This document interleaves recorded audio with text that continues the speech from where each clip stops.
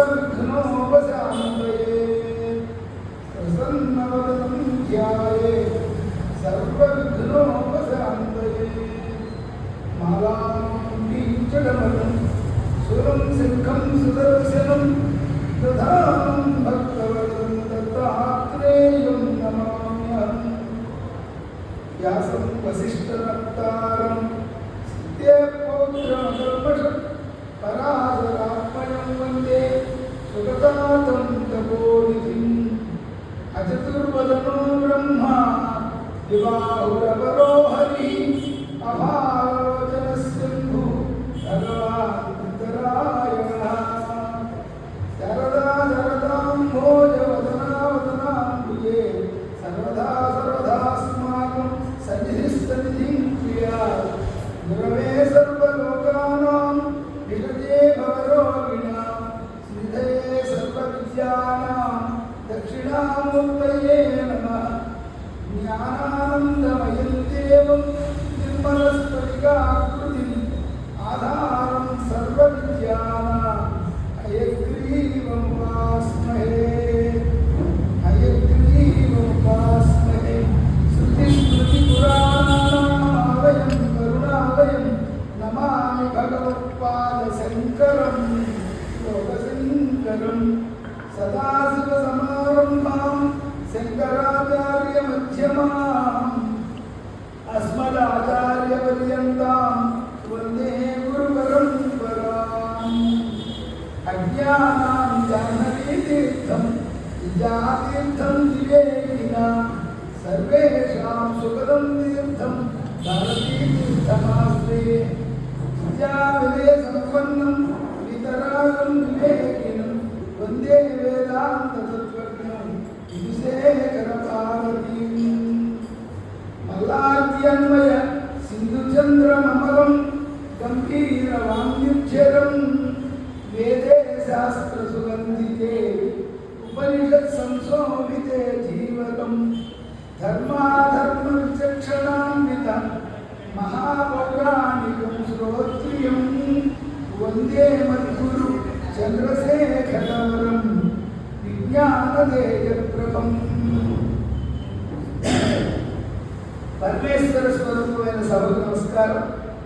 శ్రీయపతి దేవదేవుడు లక్ష్మీకాంతుడు రమానాథుడు కలం వెంకటనాయక అని కలియుగ ప్రత్యక్ష దైవం వెంకటేశ్వర స్వామి స్వామి యొక్క కరుణా కటాక్ష కృపా వీక్షణంతో ఈ విశ్వావసనామ సంవత్సర దక్షిణాయన శరదృతు కార్తీక మాస శుక్లపక్షంలో నేటికి 8 రోజులుగా మనం కార్తీక మాస సందర్భంగా శివమహాపురాణాంతర్గత పరమశివ వైభవాన్ని చెప్పుకునేటువంటి అదృష్టాన్ని ఒక అవకాశం భాగ్యం ఈశ్వరానుగ్రహంతో పొందాం. దానిలో భాగంగా నిన్నటి రోజున మనం కథా ప్రవచనం ముగించే సమయానికి దక్షయజ్ఞ సందర్భాన్ని చెప్పుకుంటూ వచ్చాము. అమ్మవారు పిలవని పేరంటానికి తండ్రి చేస్తున్న నిరీశ్వర యాగానికి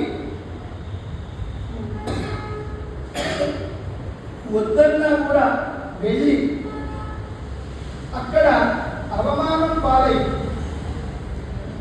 ఆ అవమానానికి గురైనటువంటి ఆమె అక్కడికక్కడే తన షట్చక్రాల ద్వారా యోగాగ్ని కల్పించుకుని ఆ యోగాగ్ని ఎందుకు భస్మమైపోయింది అన్న వరకు మనం చెప్పుకున్నాం.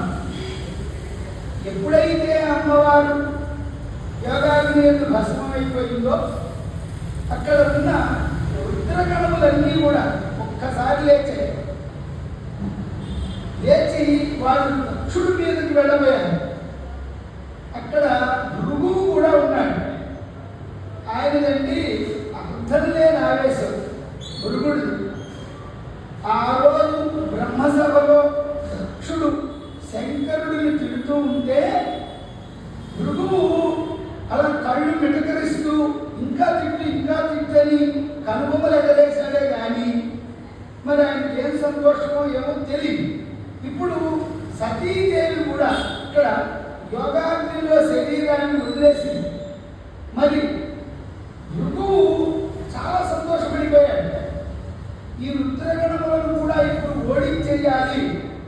వెళ్ళిపోవాలని వెంటనే అక్కడ ఆ హోమవేది దగ్గరికి వెళ్ళి ఆ యజ్ఞకుండంలో విచార హోమం చేసేసేసి దానిలో నుండి కొన్ని వేల మంది వీరులను సృష్టించాడు భృగు.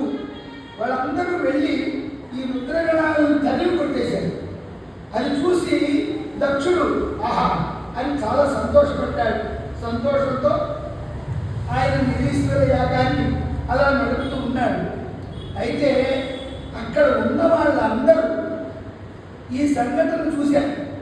వీడు ప్రజాపతి, వీడు బిడ్డల్ని కన్నవాడు, ఎదురుకుండా కన్న కూతురు ఒకవేళ పిల్లలకు పోయినా వస్తే ఆవిడ్ను అమ్మ రాని అనలేదే.